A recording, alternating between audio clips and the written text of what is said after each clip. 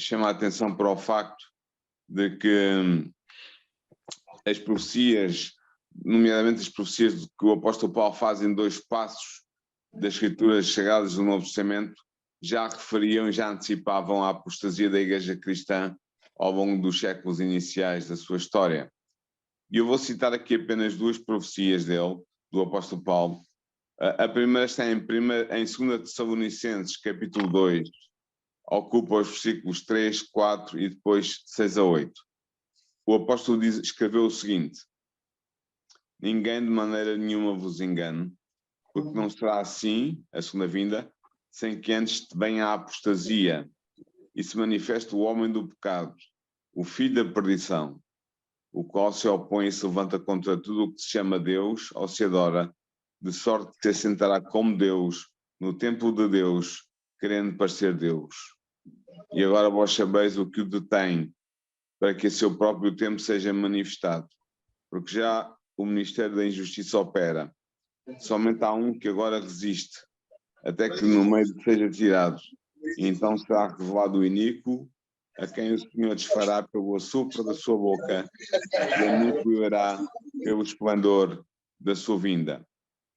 É interessante ver que esta profecia dizia que iria haver uma apostasia encabeçada por um ser humano, ou talvez um ministério ocupado por um ser humano, que seria o filho da perdição.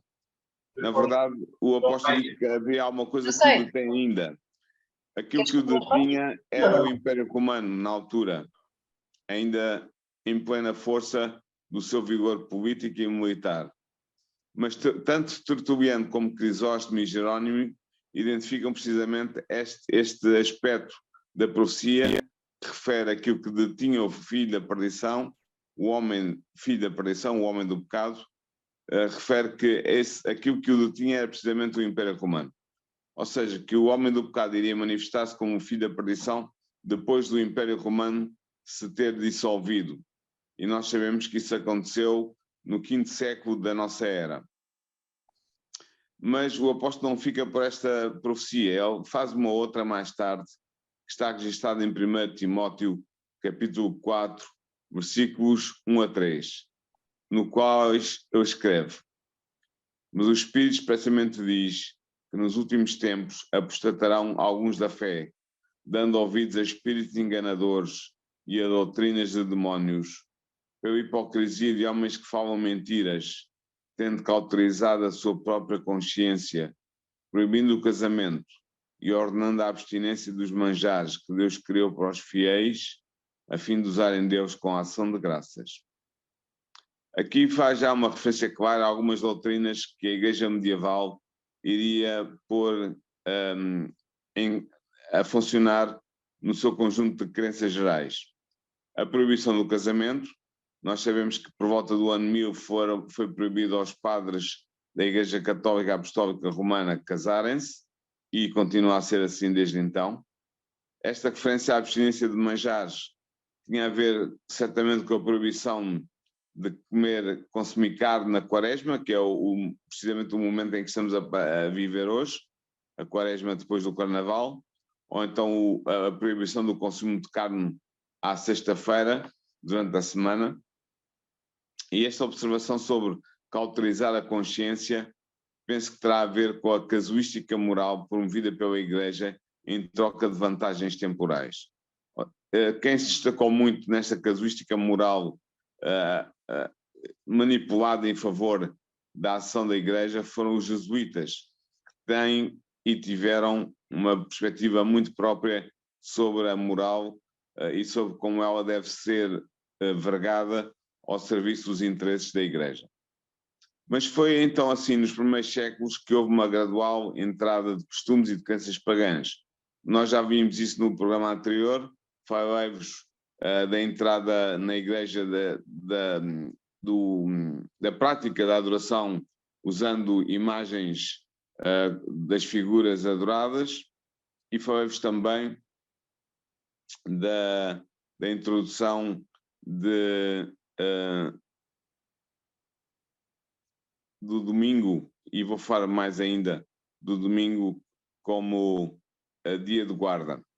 Na verdade, a partir dos 4º, 5º, 6º séculos, as crenças, as cerimónias e as superstições pagãs começaram a tomar conta da Igreja. E havia uma razão política para essa apostasia. A Igreja procurou o favor e o apoio dos grandes homens do mundo para obter honras e benefícios mundanos. Ellen White, neste capítulo 3, Uma Era de Trevas Espirituais, desenvolve vários temas. Eu vou me concentrar apenas num que tem a ver com o facto de a Igreja Apostólica que guardava o sábado ter sido transformada de tal maneira que se transformou numa igreja que passou a guardar o domingo.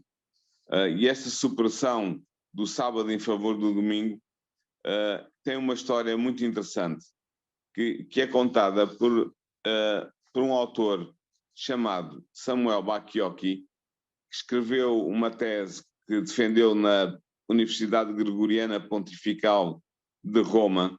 Ele escreveu a sua tese em 1977, defendeu-a brilhantemente e publicou-a na casa impressora da Universidade Gregoriana Pontifícia.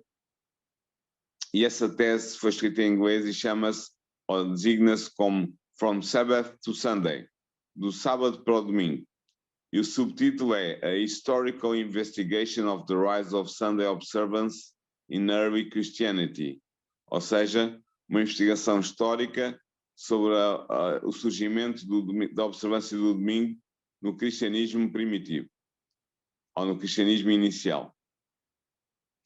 Samuel Bacchiocchi diz claramente que a transferência da observância do domingo, do sábado para o domingo, não pode ter ocorrido na Igreja de Jerusalém. E não pode ter ocorrido na Igreja de Jerusalém porque os grupos que sucederam à Igreja Apostólica em Jerusalém, os grupos de judeus cristãos, que eram conhecidos nos séculos posteriores como Ebionitas e como Nazarenos, eram observadores da lei, e nomeadamente o 4º mandamento da lei de Deus sobre o sábado. Portanto, não foi na Igreja de Jerusalém que houve esta mudança. A tese que Samuel Bacchiocchi defende e que sustenta de maneira brilhante é que a observância do domingo como dia sagrado originou-se na Igreja de Roma, a igreja da capital do Império, cuja autoridade já se fazia sentir amplamente no primeiro século. De facto, nós sabemos pela carta aos Romanos escrita por Paulo que já na segunda metade do primeiro século havia uma predominância de gentios na Igreja de Roma, praticamente desde a sua origem. E havia também uma precoce diferenciação entre judeus e cristãos em Roma.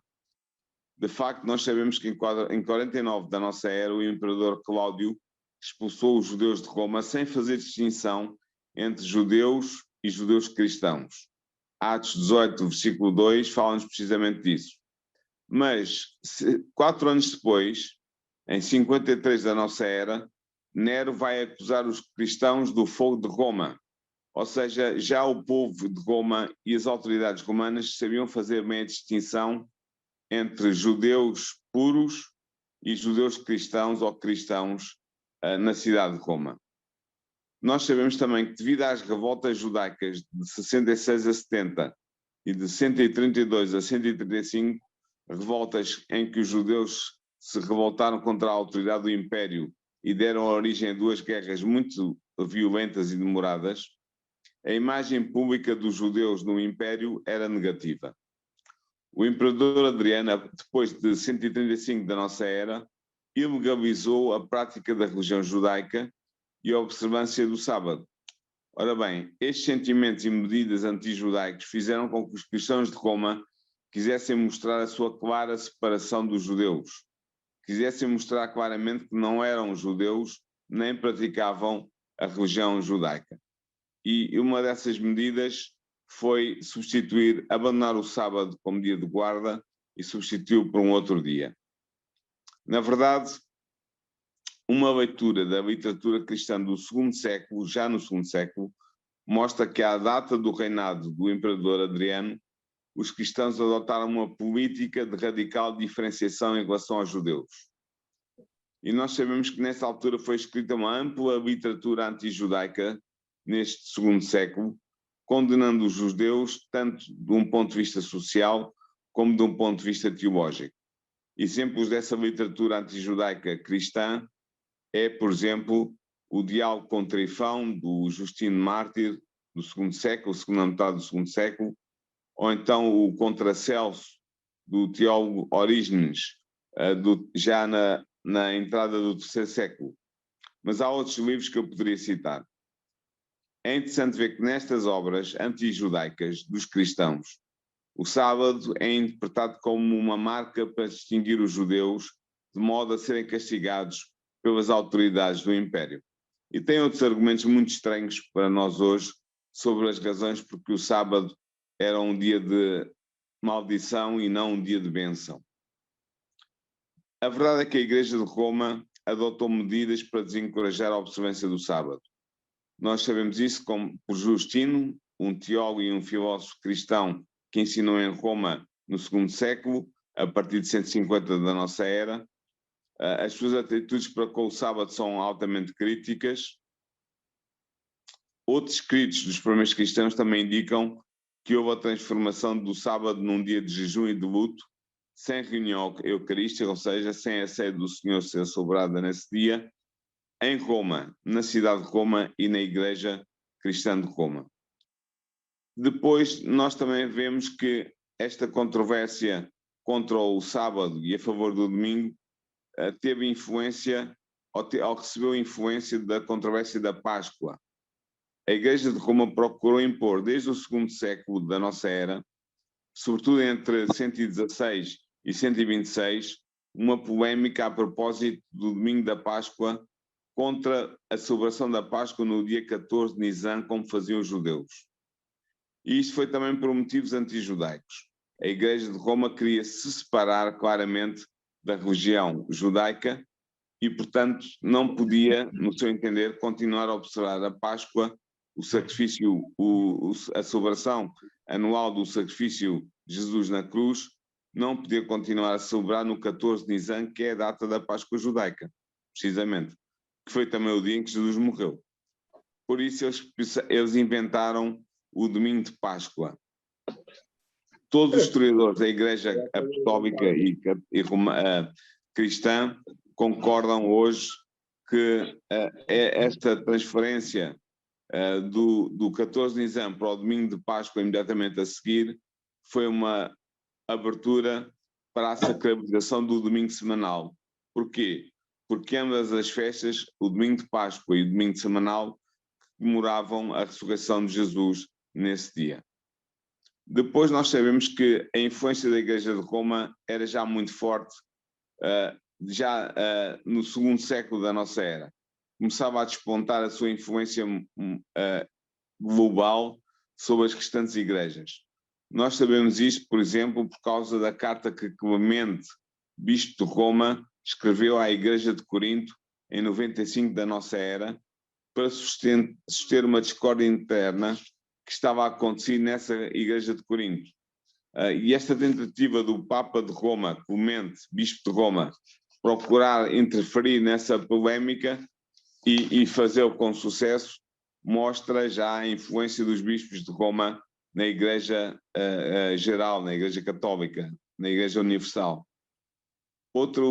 Outra prova de que a Igreja de Roma já tinha uma forte influência no segundo século é-nos dada por Inácio, que escreveu uma carta aos romanos entre o ano 110 e o ano 117, que mostra já o grande prestígio da Igreja de Roma.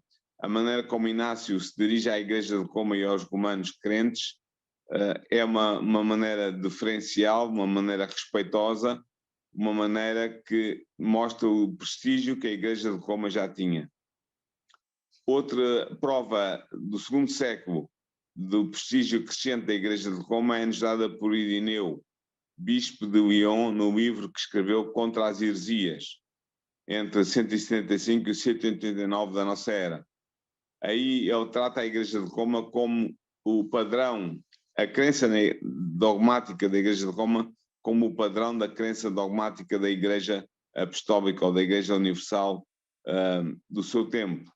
E, portanto, nós podemos concluir com todas estas observações que a tese de Bacchiocchi de que o sábado foi transferido pela primeira vez para o domingo, a solenidade do sábado para o domingo, na Igreja de Roma, é uma tese que tem bastantes fundamentos. Na verdade, a razão por que esta transferência ocorreu, como eu já disse ainda há pouco, mas vou agora aprofundar, tem a ver com o antijudaísmo dos chamados pais da Igreja. Os pais da Igreja foram os cristãos escritores dos primeiros séculos que se notabilizaram na defesa da religião cristã, mas também contribuíram para alterações profundas na fé do cristianismo dessa época. Alguns desses pais eu vou citar agora, no sentido de mostrar como eles reagiram contra os judeus e procuraram impor a observância do domingo. Começando pelo Inácio, bispo de Antioquia, entre o ano 98 e o ano 117 da nossa era. Ele reage na sua Epístola aos Magnésios contra o que ele chama as tendências judaizantes do seu território episcopal.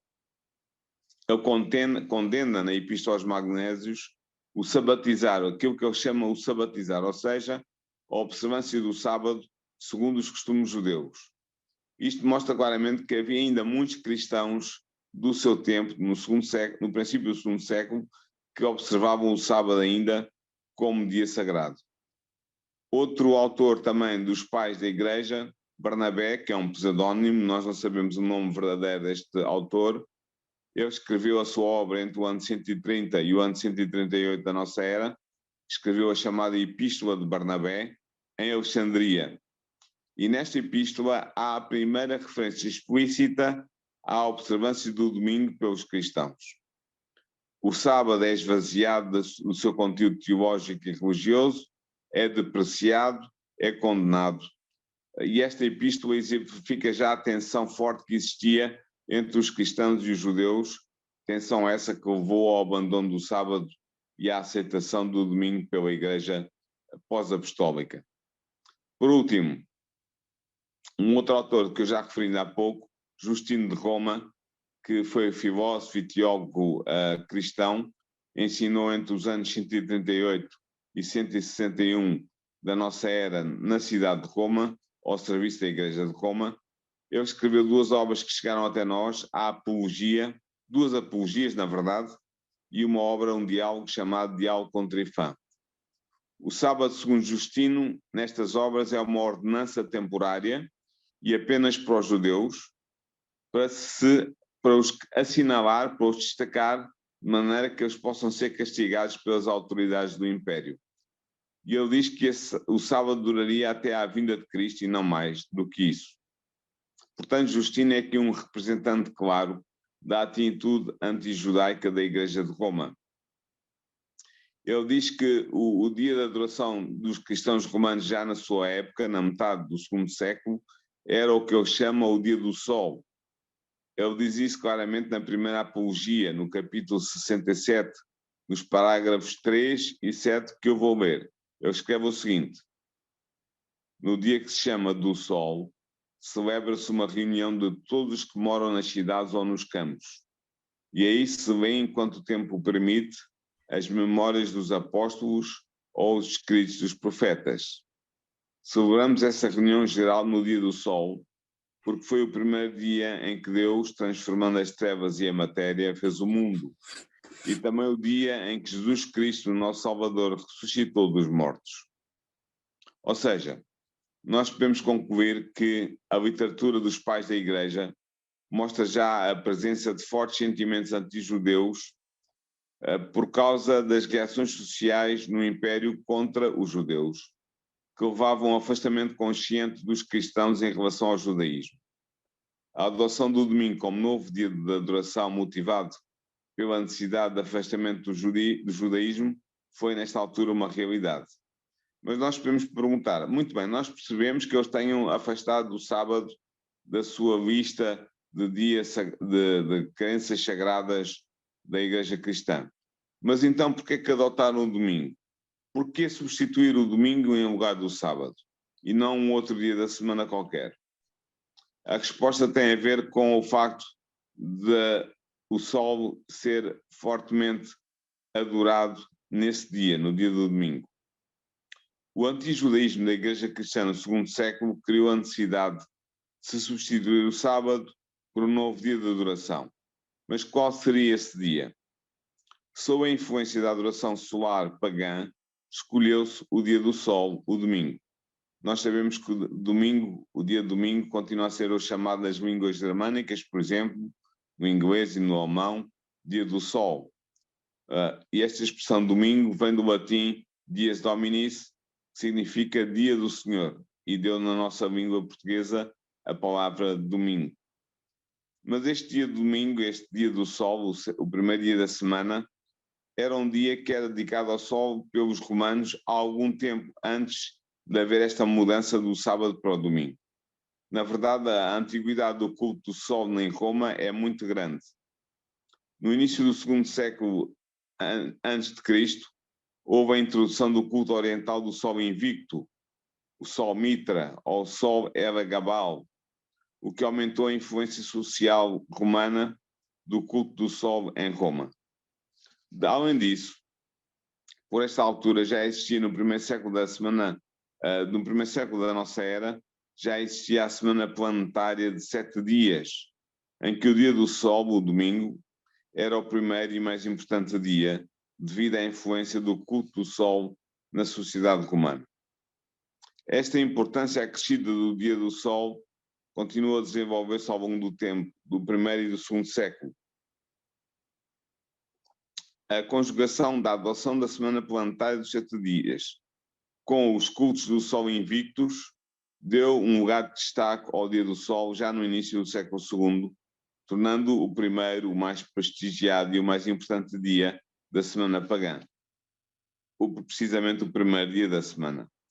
Além disso, nós vemos que há reflexos da adoração do sol no cristianismo do segundo século, ou seja, o segundo século cristão começa a mostrar já a influência do dia do sol na prática dos cristãos daquela época. Na verdade, a interpretação teológica de Cristo como o sol da justiça é um dos critérios e das razões que levam à adoção do dia do sol como dia cristão de repouso e de adoração. Depois, outro indício que vemos também para a ascensão da importância do sol na religião cristã dos primeiros séculos era o facto dos cristãos terem deixado de se orientar para Jerusalém quando oravam e passarem a orientar-se em direção ao Oriente, ou seja, ao nascer do sol. Outro sinal da adoção do dia do sol como dia importante para os cristãos foi o facto da data de Natal adotada pelos cristãos ser precisamente o dia do nascimento do sol. E essa data foi adotada pela primeira vez na Igreja de Roma após o ano 313 da nossa era. E rapidamente se tornou uma cerimónia e uma festa religiosa muito popular. A associação do dia do sol e do domingo cristão surge pela primeira vez explicitamente defendida na obra de Eusébio, que viveu entre 260 e 340 da nossa era, numa obra que ele escreveu intitulada Comentário no Salmo 91, em que ele escreve o seguinte, nesse comentário do Salmo 91. O Logos, ou seja, a palavra, era um nome que era conhecido, pelo qual Jesus era conhecido. Portanto, o Logos transferiu pela nova aliança a celebração do sábado para o surgir da luz. Neste dia da luz, primeiro dia e verdadeiro dia do sol, quando nos reunimos após um intervalo de 6 dias, celebramos o santo e espiritual sábado. Todas as coisas que eram prescritas para o sábado, nós transferimos para o dia do Senhor, pois este tem mais autoridade, é mais conceituado e é o primeiro em estatuto e mais honrado do que o sábado judeu. De facto, foi neste dia da criação do mundo que Deus disse, haja luz e houve luz. E é também neste dia que o sol da justiça ressuscitou para as nossas almas. Como eu disse, isto é o comentário no Salmo 91, está na Patrologia Grega, volume 23, páginas 1179 a 1172. Outros autores desta época, do quarto século, transição do quarto para o quinto século, como Jerónimo e Máximos de Turim, fazem citações semelhantes nas suas obras, declarando que houve a transferência do sábado para o domingo como dia sagrado dos cristãos. Este reconhecimento explícito já estava, sem dúvida, implícito nas razões para a adoção do dia do sol no segundo século, portanto, 2 séculos antes, pelos cristãos, sob a influência da Igreja de Roma, como testemunha Justino, na sua primeira apologia, no capítulo 67, no parágrafo 7, quando ele diz o seguinte: isto foi escrito por volta do ano 150 da nossa era. Ele diz: celebramos esta reunião geral no dia do sol, porque foi o primeiro dia em que Deus, transformando as trevas em matéria, fez o mundo, e também o dia em que Jesus Cristo, nosso Senhor, ressuscitou dos mortos. Portanto, nós podemos ver que já no segundo século, Justino apresentava as mesmas razões que Eusébio, mais tarde, no quarto século, apresentou para a adoração do dia do sol, ou seja, a criação da luz no primeiro dia da criação e a ressurreição de Cristo no primeiro dia da semana. Finalmente, o decreto dominical de Constantino, do imperador Constantino, publicado ou outorgado a 7 de março do ano 321, ao impor o domingo como dia de descanso oficial do Império, vai reconhecer o facto de que pagãos e cristãos adoravam no mesmo dia do sol. E por isso Constantino teve a facilidade de impor nesta data que eu referi uma primeira lei dominical a fazer referência à observância obrigatória do domingo nas cidades por todos aqueles que não pertencessem à classe dos agricultores, que esses tinham isenção de guardar o domingo por causa da necessidade de trabalhar a terra. Ora bem, agora podemos perguntar, mas então, se o sábado foi transferido, se a solenidade do sábado foi transferida precisamente do sábado para o domingo, isso significa que os cristãos dos primeiros séculos, pelo menos até ao primeiro século, fim do primeiro século, a primeira metade do segundo século, observavam o sábado e que houve uma transferência gradual do sábado para o domingo ao longo dos séculos seguintes? A resposta é sim. Os cristãos inicialmente observavam o sábado. Na verdade, o sábado nas Sagradas Escrituras é, no meu entender, uma das doutrinas mais transparentes e mais claras da Bíblia. E eu queria partilhar convosco as bases bíblicas para a observância do sábado, nomeadamente para a observância do sábado por parte dos apóstolos e dos discípulos de Jesus, depois de Jesus ter ascendido aos céus no ano 31 da nossa era. Mas comecemos pela instituição divina do sábado. A primeira menção do sábado na Bíblia ocorre no final do relato sobre a criação da terra. Aí é-nos dito que Deus concluiu no sétimo dia a sua obra criadora e descansou nesse dia. Gênesis 2, versículos 2 e 3 diz o seguinte: e havendo Deus acabado no dia sétimo a sua obra que tinha feito, descansou no dia sétimo de toda a sua obra que tinha feito. E abençoou Deus o dia sétimo e o santificou, porque nele descansou de toda a sua obra que Deus criara e fizera.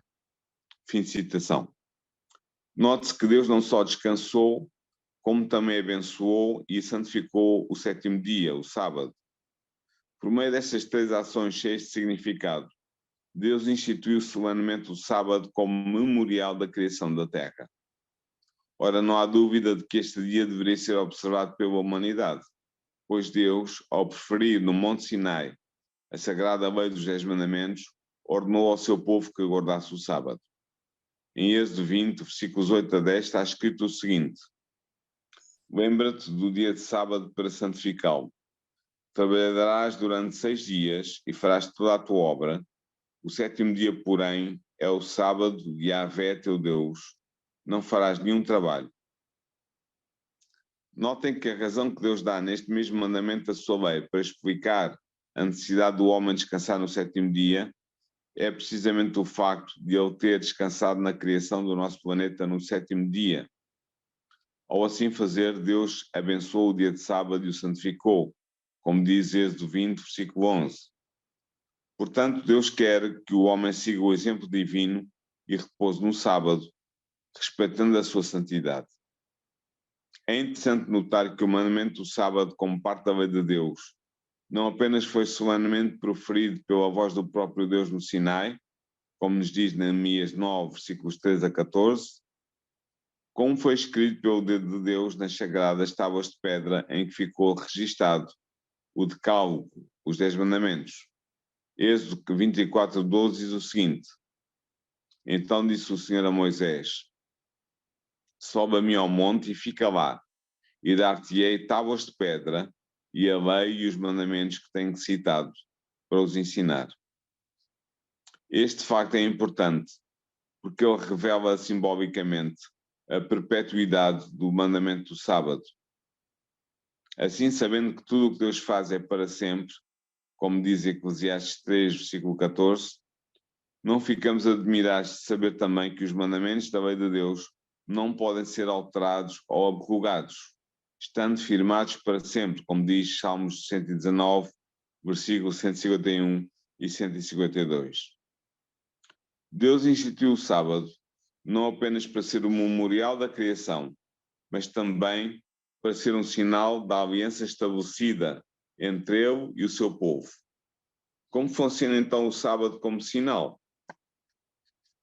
Ao observarem o repouso sabático, memorial da criação, os membros do povo de Deus declaram publicamente que Yahvé, o Deus Criador, é o seu Deus.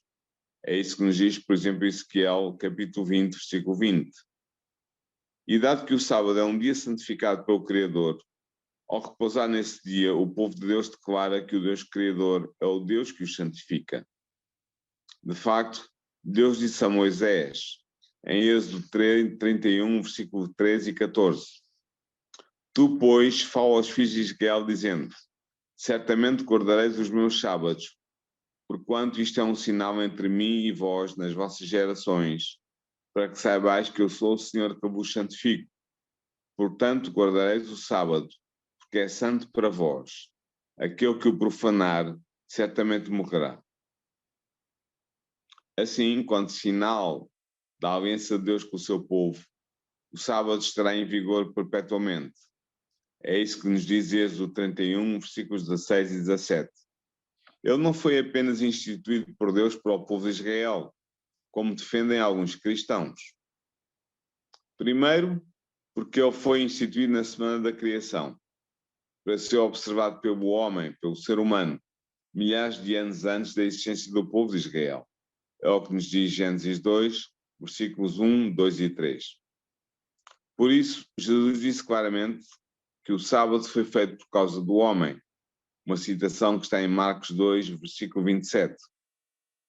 O termo grego que Cristo utiliza aqui, antropos, significa ser humano.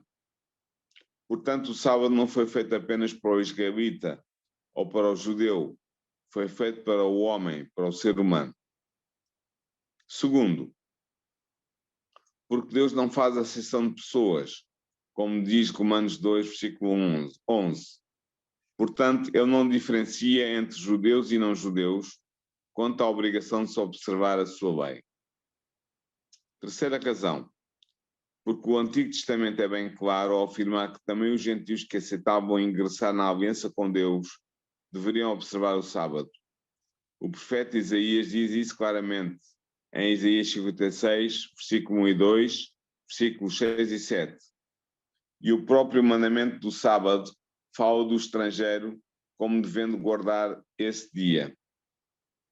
Portanto, podemos concluir que o sábado, estando inscrito na lei de Deus, deve ser observado por todos os homens e todas as mulheres que entrarem na aliança realizada com o Senhor. Ora bem, diante da importância atribuída ao sábado no Antigo Testamento, podemos perguntar-nos sobre qual foi a atitude de Jesus para com o quarto mandamento da lei de Deus. Para o sabermos, devemos recuar até à semana da criação da Terra. O Novo Testamento ensina que Jesus, sendo o Verbo de Deus, a Palavra de Deus, foi o agente divino na criação do mundo. De facto, no seu Evangelho, João afirma isto claramente, quando escreve em João 1, versículos 1 a 3. No princípio era o Verbo, e o Verbo estava com Deus, e o Verbo era Deus. Não, no princípio ele estava com Deus. Tudo foi feito por ele, e sem ele nada foi feito. O apóstolo Paulo também é muito claro ao falar de Jesus, o Filho de Deus, como sendo o Criador do nosso mundo. Ele diz-nos o seguinte, em Colossenses, primeiro capítulo, versículos 16 e 17. Porque nele, ou seja, em Cristo, foram criadas todas as coisas que há, nos céus e na terra, visíveis e invisíveis, sejam tronos, sejam dominações, sejam principados, sejam potestades. Tudo foi criado por ele e para ele. E ele é antes de todas as coisas, e todas as coisas subsistem por ele. Portanto, se o Filho de Deus foi o agente que criou a terra, é evidente que ele também estava com Deus no princípio, ao ser instituído o sábado.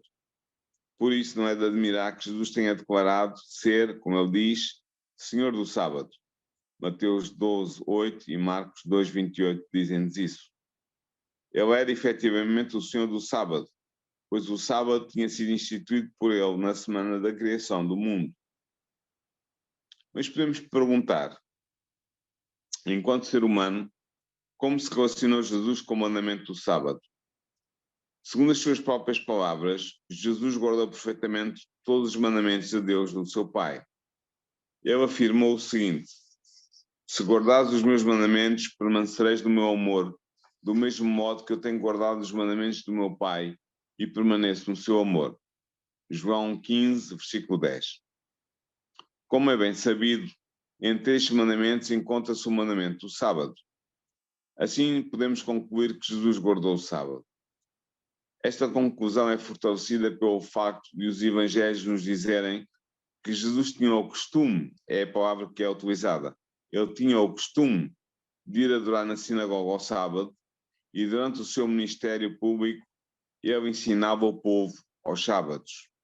Lucas 4, versículos 16 e 31 dizem o seguinte: e chegando a Nazaré onde fora criado, entrou no dia de sábado, segundo o seu costume, na sinagoga, e levantou-se para ler. E desceu a Cafarnaum, cidade da Galileia, e os ensinava aos sábados. Também é muito significativo que, culminando o seu ministério, o sábado tenha sido o único dia em que Jesus passou totalmente em repouso no seu túmulo.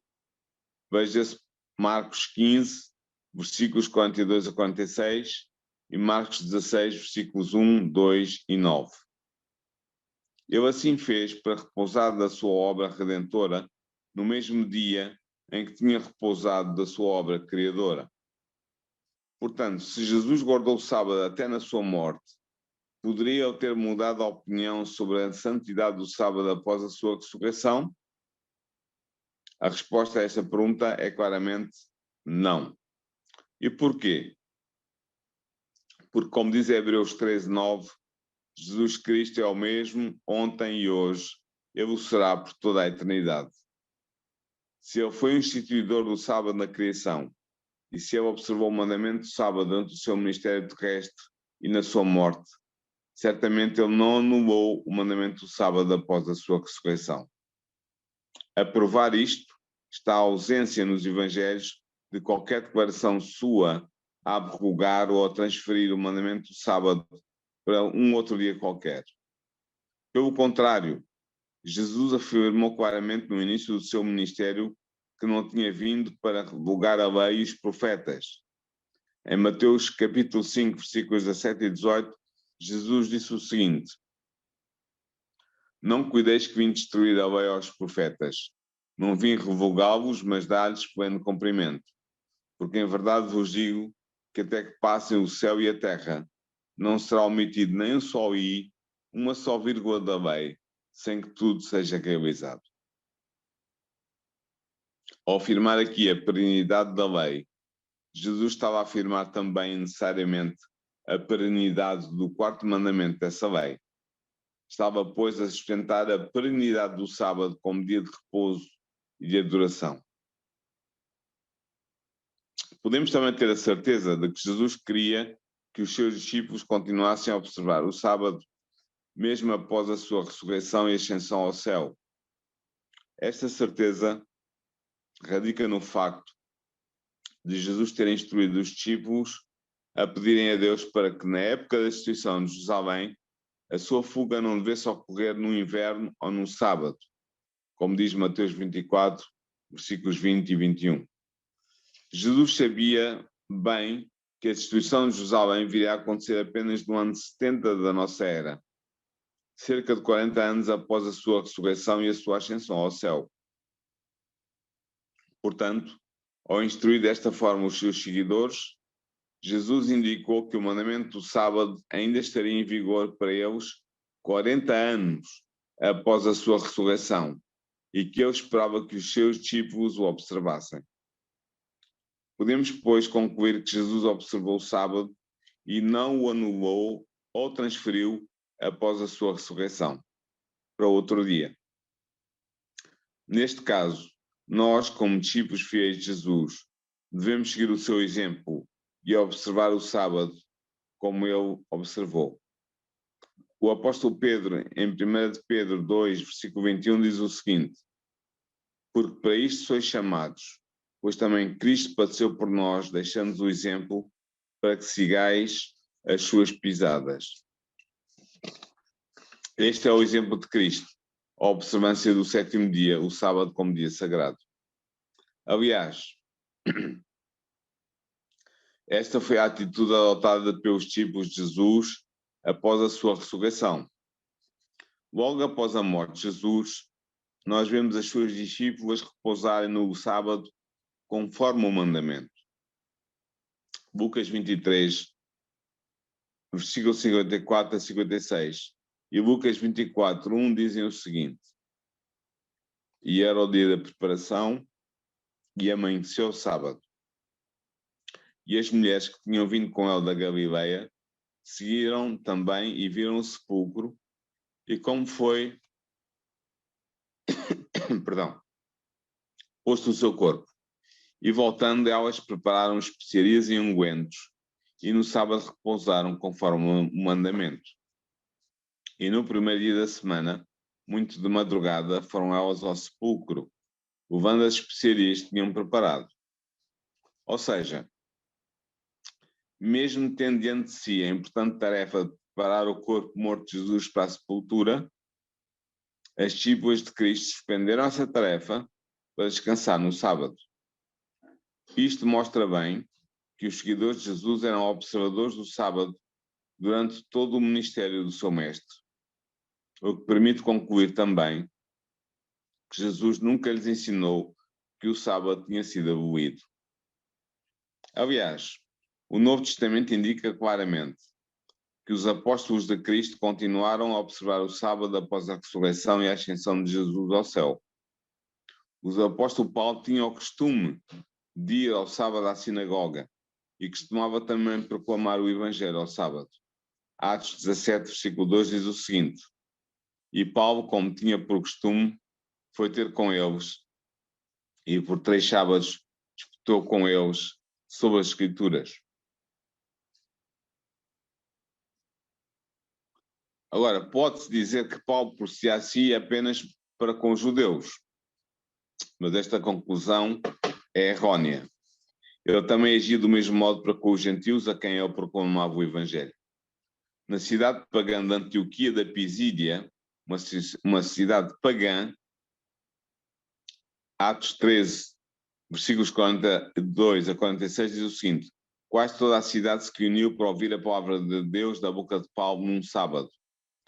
Portanto, Paulo não só pregava aos judeus no sábado, mas também era nesse dia que evangelizava os gentios, os não-judeus. Falando da atividade de Paulo na cidade grega de Corinto, Lucas diz-nos o seguinte, que cada sábado ele discorria na sinagoga, esforçando-se por persuadir a judeus e a gregos. E diz também que ele alcançava assim com o Evangelho todo o povo numeroso daquela cidade grega.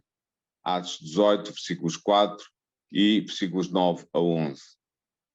Mesmo quando não estava ocupado a pregar o Evangelho, Paulo e os seus companheiros de ministério observavam o sábado. Assim, ao chegarem à cidade de Macedónia de Filipos, uma cidade gentia, onde não havia sinagoga, Paulo e os seus companheiros cristãos guardaram o sábado. Lucas relata-nos o seguinte, em Atos 16, versículo 13. Quando chegou o sábado, saímos fora da porta a um lugar junto ao rio, onde parecia-nos haver oração. Sentados, começamos a falar às mulheres que se tinham reunido. O apóstolo João também era um observador do sábado. Não só Paulo, mas também João. Tal pode ser deduzido da declaração que ele faz no início do Apocalipse sobre o dia em que recebeu as respectivas visões. João afirma que recebeu a revelação de Jesus no dia do Senhor. Apocalipse 1, versículos 10 e 11 diz o seguinte: Eu fui arrebatado em espírito no dia do Senhor e ouvi detrás de mim uma grande voz como trombeta que dizia: O que vês, escreve num livro e envia-o às 7 igrejas que estão na Ásia. O Senhor a que João se refere é tanto Deus Pai como Deus Filho, como nos mostra Apocalipse 22, 6 e Apocalipse 22, 21. Pelo que podemos perguntar, que dia da semana é indicado na Bíblia como sendo o dia do Senhor? O dia que pertence a Deus Pai e a Deus Filho? Sem dúvida que é o sábado. De facto,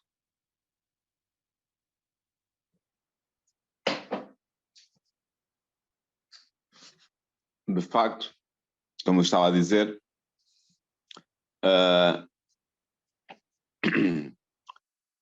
Isaías chama o sábado Santo Dia do Senhor, em Isaías 58, versículos 13 e 14.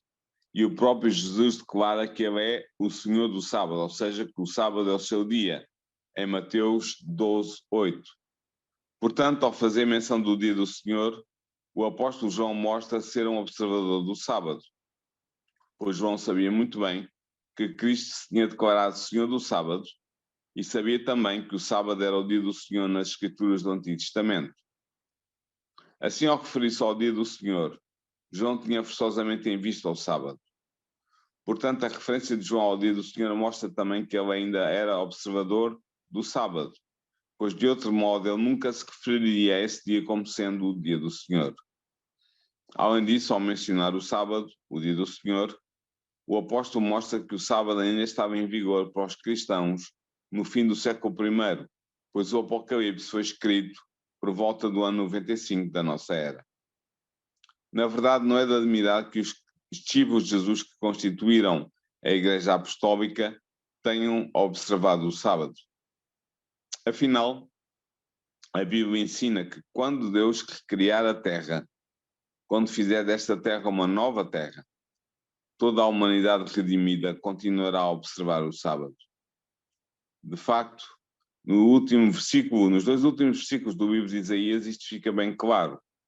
O profeta escreveu em Isaías 66, versículo 22 e 23. Sim, da mesma maneira que os novos céus e a nova terra que eu estou para criar subsistirão na minha presença, oráculo de Yahvé, assim subsistirá a vossa descendência e o vosso nome. De lua nova em lua nova e de sábado em sábado, toda a carne virá adorar na minha presença, diz Yahvé. Como eu disse, está em Isaías 66, versículos 22 e 23. Ou seja, resumindo e concluindo, o sábado é o dia sagrado de Deus no Antigo e no Novo Testamento. Jesus guardou o sábado, não deu ordens para que ele fosse mudado para qualquer outro dia da semana. Os discípulos de Jesus observaram o sábado como dia de guarda e de culto, e não há nenhuma referência no Novo Testamento a que o sábado tenha sido transferido ou por Jesus ou pelos discípulos de Jesus mais próximos para um outro dia da semana. Ou seja, não há base bíblica para a transferência do sábado para o domingo, que, como eu expliquei ainda há pouco, tem a sua explicação histórica, mas que não tem base bíblica absolutamente nenhuma. Portanto, o que eu queria que ficasse bem claro no estudo que fizemos deste capítulo 3º do livro O Grande Conflito, é que entre as várias mudanças que foram realizadas pela Igreja Cristã Pós-Apostólica, nomeadamente por influência da sede de Roma, da Igreja de Roma, entre as várias mudanças, uma das mudanças mais importantes e mais cruciais para a fé cristã foi a transferência da solenidade e do sábado, do caráter sagrado do sábado, para o suposto caráter sagrado do domingo, sendo o domingo a partir daí guardado como dia de guarda e de culto da Igreja Pós-Apostólica. Mas essa transferência não tem base bíblica.